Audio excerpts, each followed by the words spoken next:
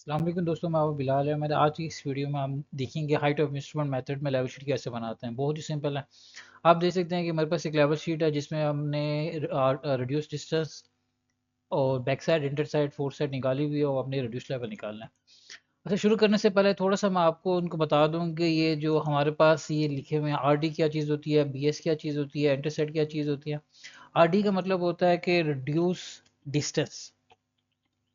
Reduce distance. इसी तरह B S का मतलब होता है बैक साइड। बैक साइड मतलब जब काम शुरू करेंगे जो पहली रीडिंग आप बेंचमार्क के ऊपर लेते हैं उसको हम बैक साइड कहते हैं। उसके बाद इंटर साइड होता है।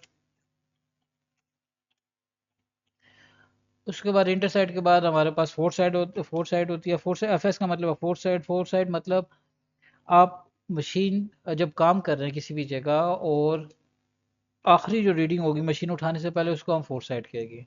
और इसी तरह यहाँ पे एक एच आई है। एच आई का मतलब हमारे पास होता है हाइट ऑफ इंस्ट्रूमेंट।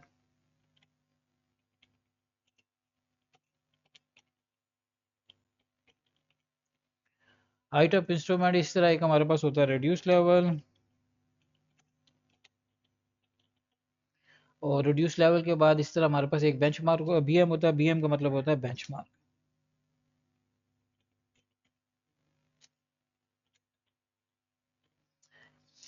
अच्छा जी। अब आपको पता चल गया जी, रिड्यूस डिस्टेंस इंटरवल होते हैं जी कि कितने कितने डिस्टेंस के बाद हमने रीडिंग ली हुई है। उसके बाद बीएस मतलब मशीन सेट करने के बाद पहली रीडिंग हमारे पास बीएस होगी और उसके बाद इंटर साइड वाली रीडिंग आ जाएंगी और लास्ट रीडिंग मशीन उठाने से पहले हमारे पास फोर साइड आ जाएगी।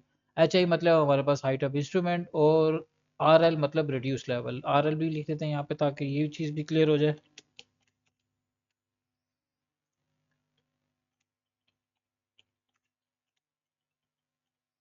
अच्छा जी, दो चीज़ें आपने मिक्स नहीं करनी। आर डी मतलब रिड्यूस डिस्टेंस होता है और आर एल मतलब रिड्यूस लेवल होता है। अब इसको हल कैसे करेंगे? इसको हल करना बड़ा आसान है। सबसे पहले हम हाइट ऑफ इंस्ट्रूमेंट निकालेंगे। हाइट ऑफ इंस्ट्रूमेंट कैसे निकालेंगे? आपने क्या करना है, जो आपको बेंच मार्क दिया हुआ है उसको प्लस कर देना है बैक साइड में। आपके पास हाइट ऑफ इंस्ट्रूमेंट आ जाएगा। अब हाइट ऑफ इंस्ट्रूमेंट आ गया, बाकी रिड्यूस लेवल निकालना है तो बहुत ही सिंपल है। आपने क्या करना है कि जो हाइट ऑफ इंस्ट्रूमेंट आया हुआ उसमें से माइनस कर देनी है आपने इंटर साइड को। एक और इसी तरह हर वैल्यू जो अल्टर साइड आई हुई है आपने हाइट ऑफ इंस्ट्रूमेंट से माइनस करते जाना है। आपके पास रिड्यूस लेवल आते जाएंगे। बस इसमें एक चीज़ का ख्याल रखना है कि हाइट ऑफ इंस्ट्रूमेंट में से ही अब वैल्यू माइनस हो रही है। हाइट ऑफ इंस्ट्रूमेंट उसमें से आप माइनस करते जाएंगे। ये सारी इंटर साइड माइनस कर दी। अब लास्ट में फोर साइड आ गई, फोर साइड भी माइनस हो गई। आपने जो हाइट ऑफ इंस्ट्रूमेंट है उसी में से ये फोर साइड भी माइनस होगी। आपके पास ये रिड्यूस लेवल आ जाएंगे। अब उसके बाद हमारे पास आप देख सकते हैं दोबारा से बैक साइड आ गई। बैक साइड आ गई मतलब यहाँ पे मशीन चेंज हुई है। चेंज हुई है तो हाइट ऑफ इंस्ट्रूमेंट भी चेंज होगा। दोबारा से हाइट ऑफ इंस्ट्रूमेंट निकालेंगे। कैसे निकालेंगे? आपने जो लास्ट रिड्यूस लेवल आएगा उसमें प्लस कर देना है आपने बैक साइड को। आपके पास ये हाइट ऑफ इंस्ट्रूमेंट आ गया। इसी तरह बाकी आपने रिड्यूस लेवल निकालना है। जो नया हाइट ऑफ इंस्ट्रूमेंट है इसमें से आपने इंटर साइड माइनस करते जाना है। बहुत ही सिंपल है। आपने जो इंटर हाइट ऑफ इंस्ट्रूमेंट निकाला हुआ उसमें से आपने ये इंटर साइड को माइनस करते जाना। आपके पास ये रीडिंग आना शुरू हो जाएगी। अब लास्ट में फिर फोर साइड है तो फिर फोर साइड जो आपने नया हाइट ऑफ इंस्ट्रूमेंट निकाला उसमें से ये फोर साइड माइनस कर देना। अब उसके बाद में हमारे पास आ जाता है दोबारा से बैक साइड है। इसका मतलब है मशीन फिर चेंज हुई है। तो मशीन फिर चेंज हुई है तो नया हाइट ऑफ इंस्ट्रूमेंट आएगा। कैसे आएगा? लास्ट जो रिड्यूस लेवल है उसमें आपने प्लस कर देना है बैक साइड को। ये आपके पास नया हाइट ऑफ इंस्ट्रूमेंट आ जाएगा। अब इसमें से फिर आपने उसी तरह बाकी रिड्यूस लेवल निकालने के लिए जो नया हाइट ऑफ इंस्ट्रूमेंट है उसमें से माइनस करते जाना है। आपने इंटरसेट को माइनस कर दिया। अब यहाँ पे भी ऐसे ही करना है। जो आपके पास हाइट ऑफ इंस्ट्रूमेंट है उसमें से माइनस कर देना है।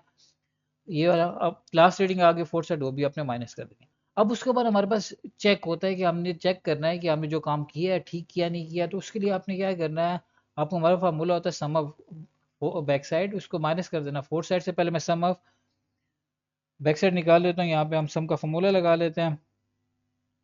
फार्मूला लगा के यहाँ पे जितनी भी बैक साइड है इन सबको हमने प्लस कर दिया।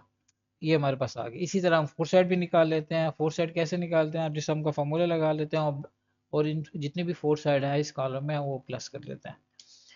अब फार्मूला क्या होता है कि आपने जो बैक साइड निकाली हुई है उसको माइनस कर देना। मैं यहाँ पे आपको लिख भी देता हूँ। आपने क्या करना है जी, जो सम ऑफ बैक साइड है मतलब जो आपने जमा किया हुआ है,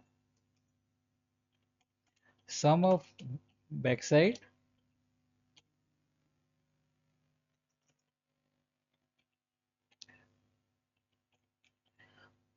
उसको माइनस कर देना है आपने sum of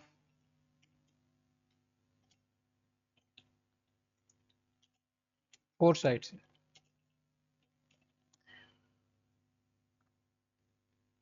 some of back side minus sum of fore side. और इसका जो आंसर आएगा, इसको मैं थोड़ा सा यहाँ से हम इधर कर लेते हैं।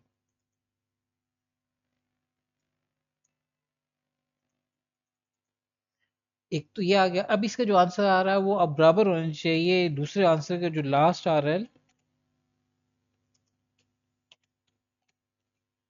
माइनस फर्स्ट आ रहा है। अब इन दोनों का आंसर अगर सेम आएगा तो इसका मतलब आपने जो काम किया वो ठीक किया, इन्होंने नहीं किया। अब हम चेक कर लेते हैं। मैं यहाँ पे फॉर्मूला लगा लेता हूँ, इक्वल के साइन डाला, सम ऑफ बैक साइड को माइनस कर दिया हमने सम ऑफ फोर साइड से। हमारे पास ये आ गया माइनस में 0.84। अब इसी तरह मैं यहाँ पे इसको भी माइनस कर लेता हूँ, लास्ट आरएल को माइनस कर देते हैं हम फर्स्ट आरएल से। तो आपके पास ये आपके पास आए दोनों आंसर सेम आ रहे हैं, इसका मतलब हमने काम ठीक किया हुआ है। उम्मीद करता हूँ आपको समझ आएगा। बहुत ही सिंपल है। कोई भी मसला मसाला कोई चीज़ नहीं समझ आ रही है आप मुझे मैसेज कर सकते हैं। आज के लिए इतना ही। Thank you.